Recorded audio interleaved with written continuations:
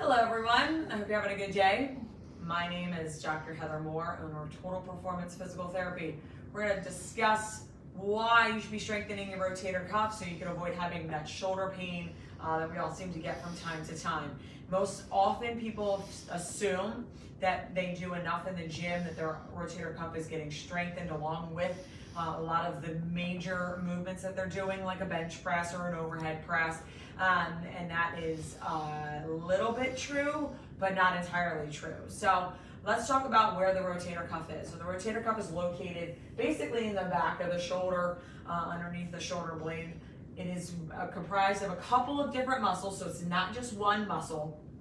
When people say, I tore my rotator cuff, they've usually torn one muscle of the rotator cuff, although most surgeons don't really get into that with you. They'll just tell you have a torn rotator cuff. But there are several different muscles that make up the rotator cuff, so that's important to understand. And a lot of times when you're doing a major muscle group lift, like a bench press or an overhead press or a lat pull or something along those lines, you aren't really truly strengthening the rotator cuff, and you have to have independent exercises to strengthen that rotator cuff, because your arm is strong enough in your deltoid and your trap, wherever, to do the exercises. However, eventually, if you don't have a strong enough rotator cuff, that pain is going to come either in the front of the shoulder, maybe even down your shoulder, maybe you're even going to tear your rotator cuff.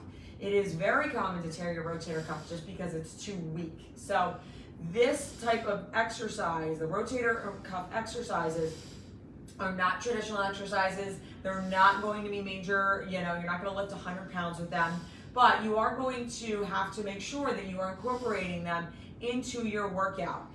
When your arm moves, every time, the rotator cuff is active. So the rotator cuff has to fire every time your arm moves. The heavier the weight, the harder the rotator cuff has to work.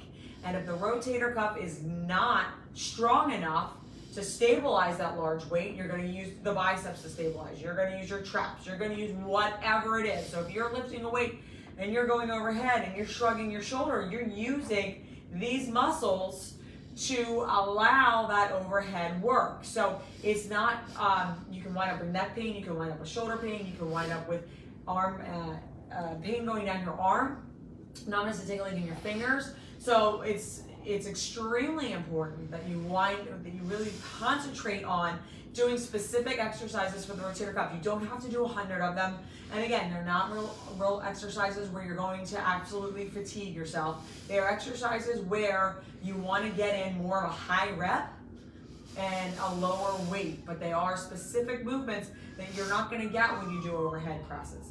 So when you're working out, you want to make sure that every day you're doing at least 1 or 2 rotator cuff exercises. I don't care if it's arm day, leg day, but you want to incorporate those. How do you incorporate rotator cuff? You're going to do some type of external rotation. If you look on our channel, Total Performance Physical Therapy on YouTube, we have a slew of rotator cuff exercises that you can do. So we're not really going to go through them today, but we do want to make you sure you understand how important it is and how a lot of the shoulder pain we treat is due to the fact that the rotator cuff is too weak to stabilize the arm, and it can lead to a rotator cuff tear. So having that rotator cuff strong enough to stabilize as you lift up a weight, and many times when people do a rotator cuff exercise or rotator cuff strengthening, they wind up fatiguing pretty quickly because it is so weak. So it's not something that you want to ignore, because it can lead to some very serious tears, whether that be in your bicep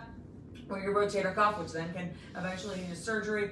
It is something that you want to do to make sure that every day you are doing at least 1 or 2 core exercises along with rotator cuff. I was thinking in my head, do your rotator cuff when you do your core. Just like core, rotator cuff is something you want to be doing every day. It's low load. There's not a ton of weight with it, so you can do them every day, but you do want to do them to fatigue, and you want to make sure that you have a strong enough rotator cuff to stabilize your arm as you lift. If you have any sort of pinching pain, shoulder pain, front, backside, doesn't matter, I can almost promise you that it is due to some type of lack of strength in that rotator cuff. May not be the only reason, but that is definitely going to be a contributing factor.